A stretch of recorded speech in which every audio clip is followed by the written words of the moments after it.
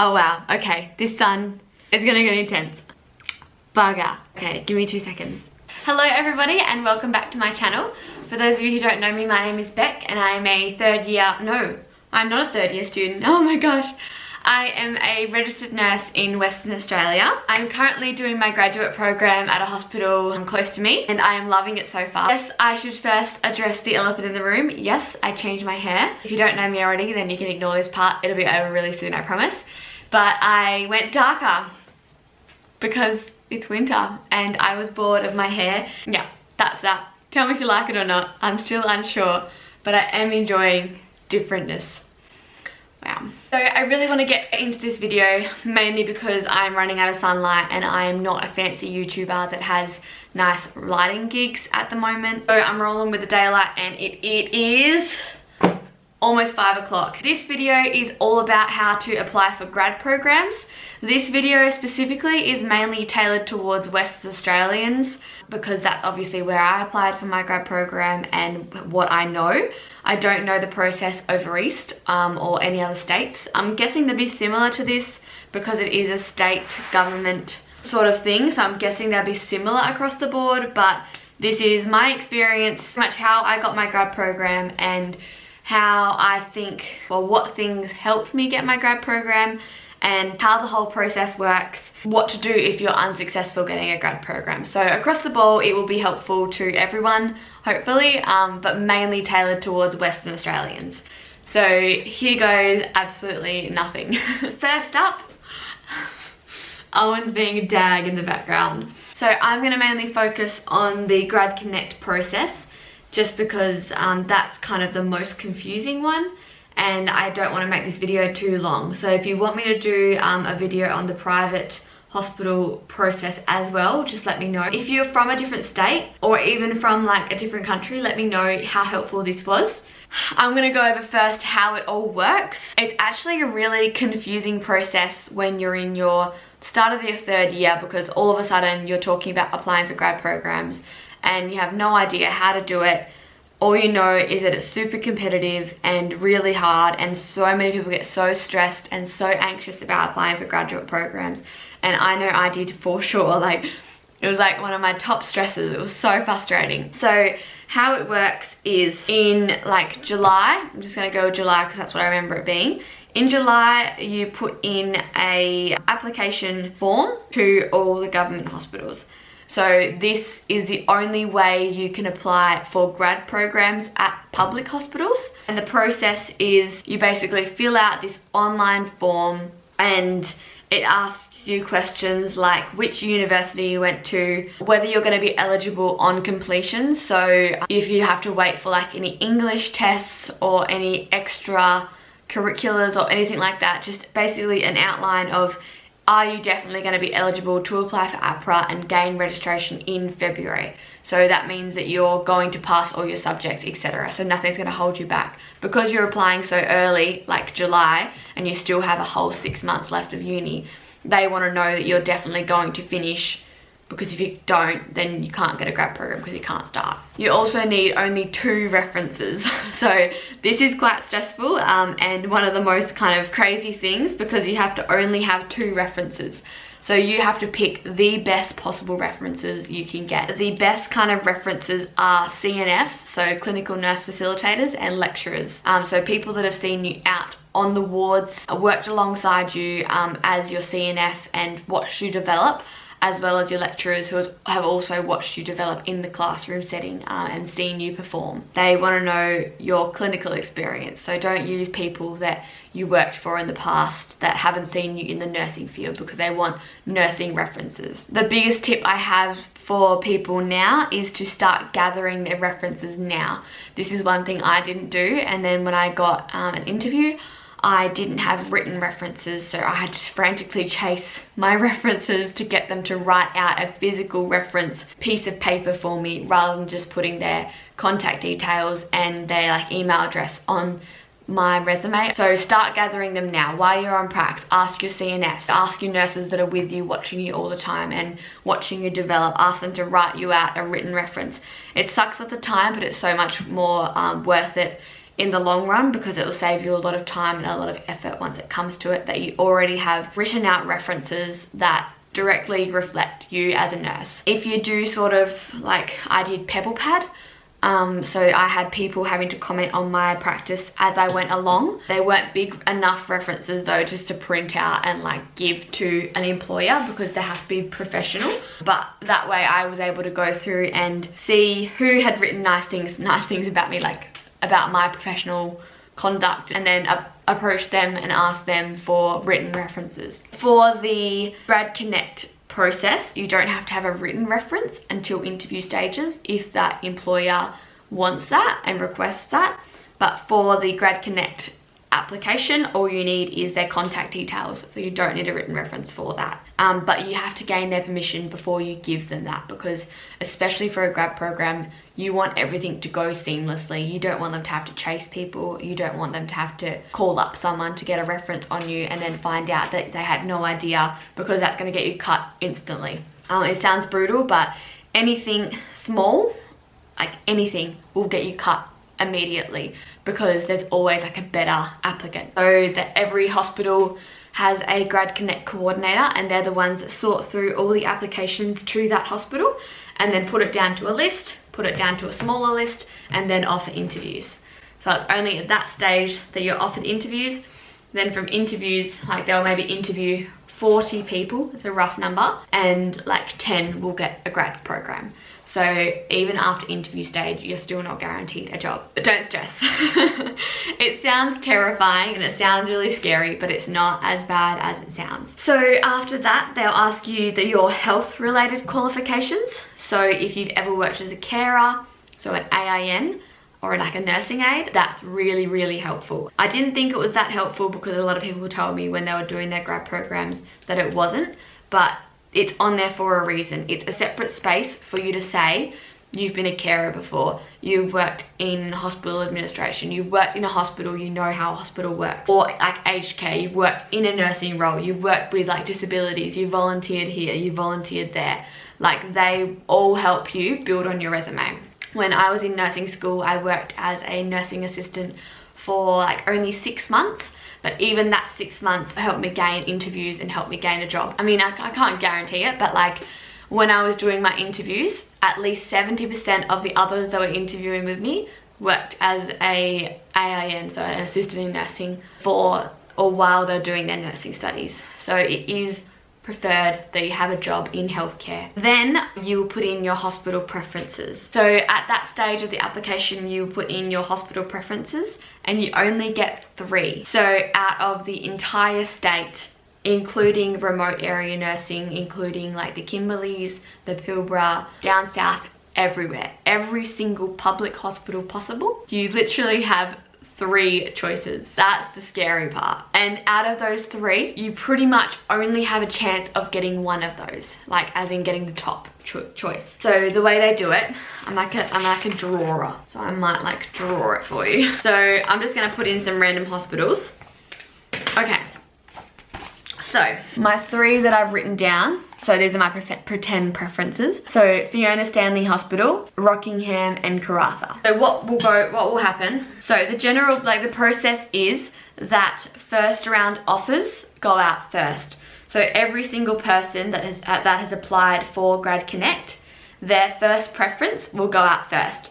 Second and third aren't even looked at, like literally not looked at. So if I worked at Fiona Stanley as the Grad Connect coordinator, I'd get all the applications that put me as their first preference, and I would sit through them all, go through all the selection criteria, go through all the applications, and bundle it down into like 40. Then that 40, you go through again and put that down to 30, and then you interview those 30. So then you interview those 30 and you only have 6 positions.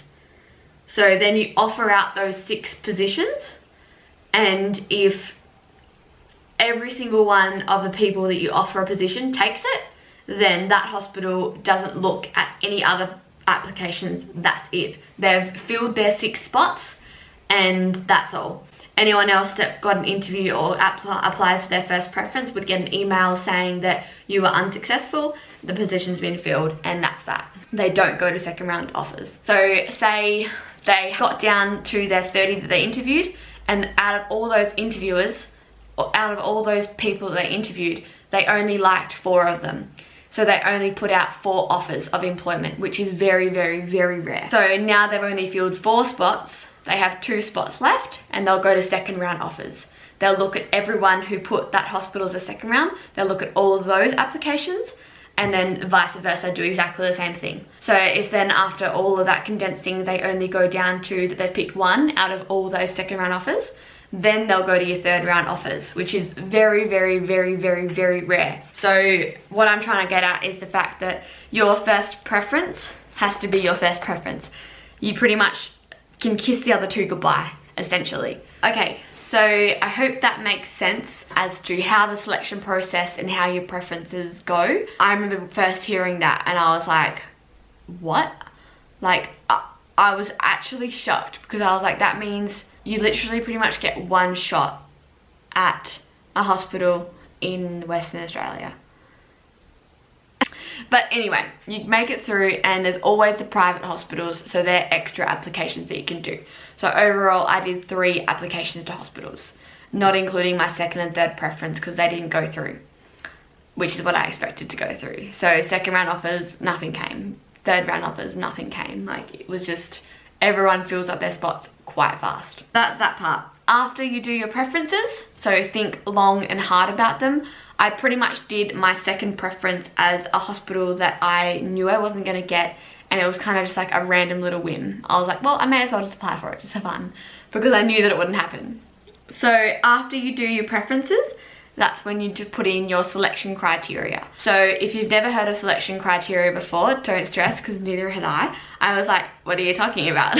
I don't know what a selection criteria is, and not many people do. You do not put a resume into this. So it's literally just your preferences, your health related qualification, your education, and then your selection criteria. So I'll get an example up, because that's gonna help. So here are some examples. There you go, I just Googled it quickly. You can Google it yourself. And you can also Google examples and responses and how to respond to selection criteria. There's lots of videos on YouTube, and there's lots of like information on the web, the World Wide Web. I might do a dedicated video, if I get enough interest in this one, on responding to selection criteria processes. So examples are ability to work in a team and in a collaborative environment, ability to demonstrate a high level of effective team management, and exceptional time management skills and ability to meet deadlines. One of the ways that we got taught to answer these selection criteria was using the STAR acronym. So that's saying, what is it? Situation, task, action, and result. So you could start by saying, while I was on placement in a surgical ward, I had the opportunity to work as part of an interdisciplinary team, etc., etc. And then you say the task. So I had to prepare patients for theatre and like do an array of tasks. This is terrible, by the way, so do not just copy this, because you need to be a lot more medical and particular than this.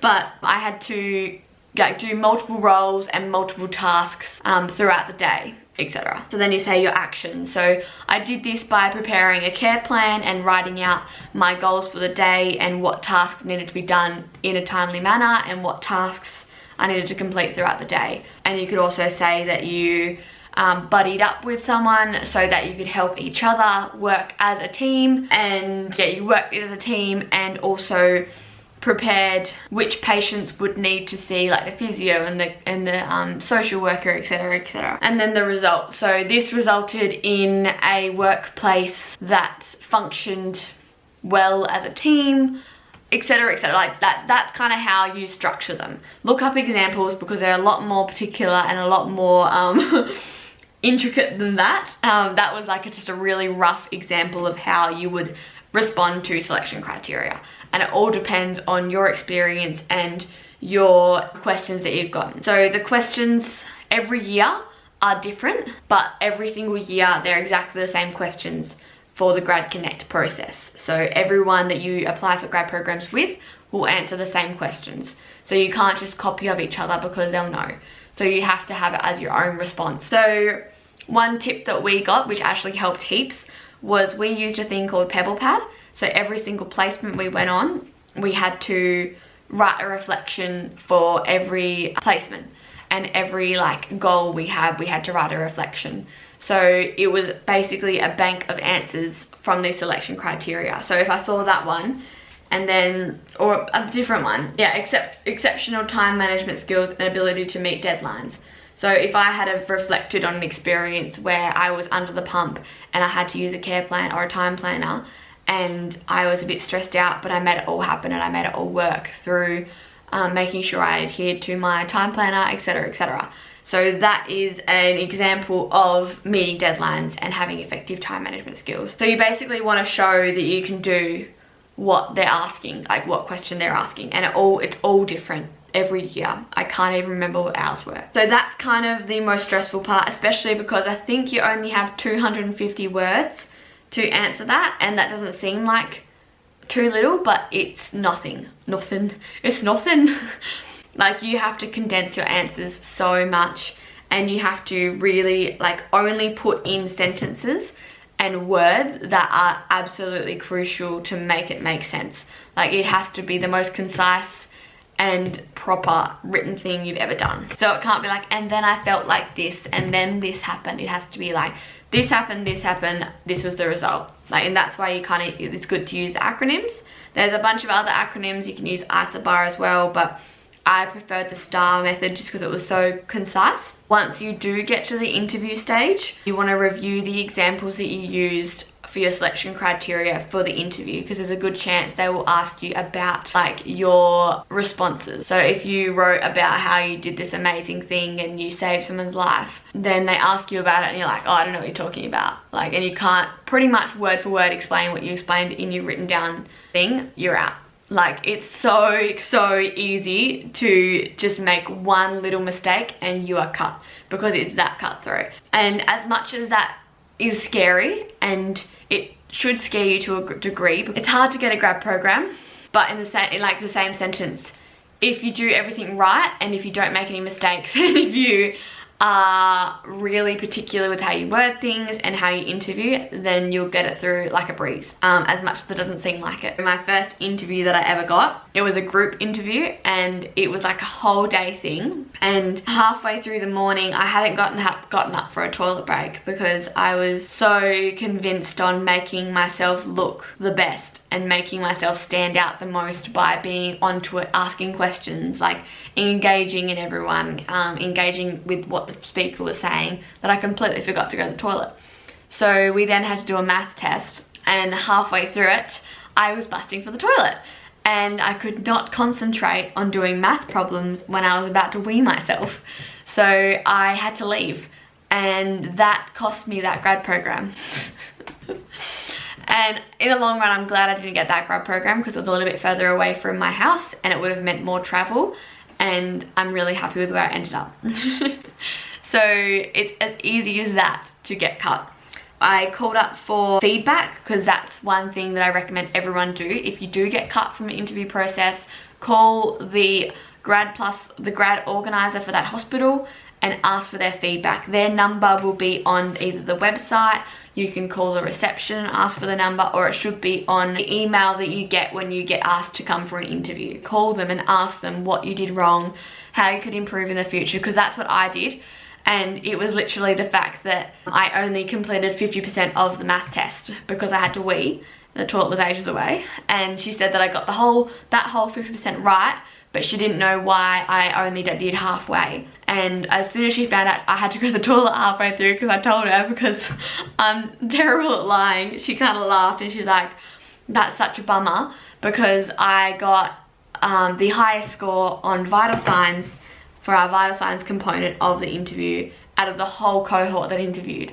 And so if anyone dropped out of the grad program, I was the one that was going to get called to ask and go to it. So it was really beneficial for me to get that feedback, because I was so bummed after that. And when I found out I didn't get it, I was convinced that it was something else. But it literally was that one mistake of not weeing when I could have. Not that we had like a proper break, but I was just so excited and so nervous that I just didn't wee.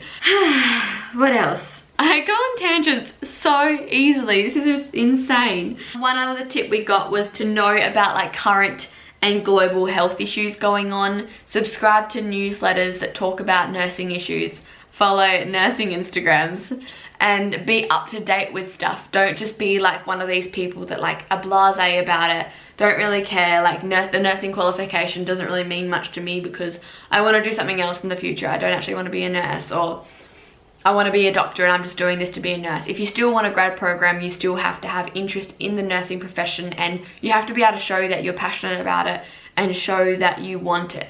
Another thing is that you want to stand out with your interviews and with your application process. So having experience in aged care makes you stand out. Having experience as volunteering as an ambulance officer makes you stand out. Working as a hospital administration clerk makes you stand out. Like, these things will make you stand out. Another thing is to call people and ask questions, especially if it's a private hospital and it's not the Grad Connect process. Call the employer, call the graduate coordinators, ask them their advice, ask them their opinions, ask them a little bit about the grad program. Like, show that you're interested, get your name out there, show them that you truly want this and that you will do anything to get it, basically. Another important thing about seeking feedback is it gets your name known for possible level 1 RN jobs. That was another thing this grad coordinator told me. She said, don't be disheartened. We do employ people who are 1.1 level RN. In Australia, that means that you're first year, like a graduate. That's level 1.1. And she said, we do employ straight out RNs. You do not have to have a grad program. It is favourable, but if they are desperate for nurses, they will take you on. And seeking feedback, calling up, shows that you're still keen, and shows that if your name came through a separate application process, which she does the employing for as well, then she sees your name, she knows that she's already interviewed you or known your name because you've called up and is like, I know this chick, I want to get her in for an interview. One more thing that I'll quickly finish on before I kind of wrap up this little video. If you want me to do a second video on like selection process and resume tips and just general like interview tips as well, let me know in the comments or message me on Instagram and I will do another video on all of that. So yeah, one thing to think about is it is not the only option. If you do not get a grad program, do not stress. Only approximately, from what I've heard, 30% of graduate nurses get a grad program. And don't let that scare you, because it's not the end of the world. Out of everyone I graduated with, I think there's approximately, 5% of the people who haven't got a job yet. That's it. And most of those people continued on to studying postgrad degrees. So they weren't really wanting a grad program because they wanted to keep studying.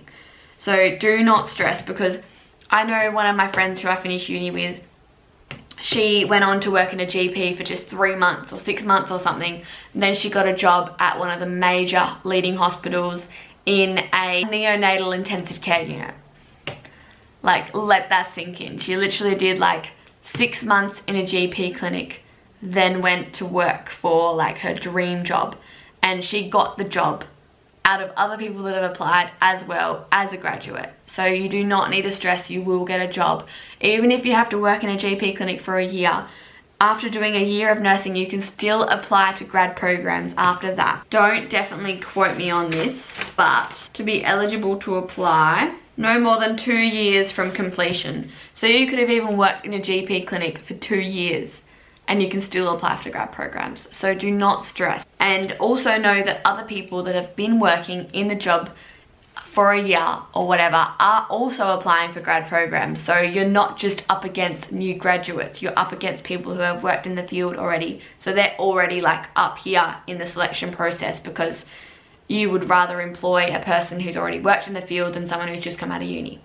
That's fine. I hope this all makes sense. I hope that helped a little bit, just to give you like a broad kind of spectrum and a broad idea and understanding of how the whole process works. Let me know, message me on Instagram. My Instagram is nurse.beck.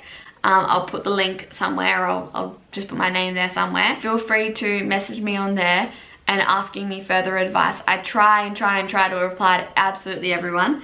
Sometimes it's next to impossible, but I still try. I think it's important for this information to be out there for people earlier than a month before they have to apply for this, because that's what I got and it wasn't ideal because it was a lot more stressful. So I much would have rather had I would have rathered having a lot more information than I did earlier on, so I understood the process rather than, oh, you don't need to worry about that, you're not a third year yet. Oh, that doesn't matter, like you'll figure that out when it comes to it. Like, yes you do, but it's still very nerve-wracking, and like it's not a comfortable situation, and especially when you have to perform your best, you have to be your best, and you have to show your best. And so a lot more people need to be a lot more prepared. Feel free to check out my other videos which aren't so like sit down and clinical chat, and I will catch you all in my next video. So bye.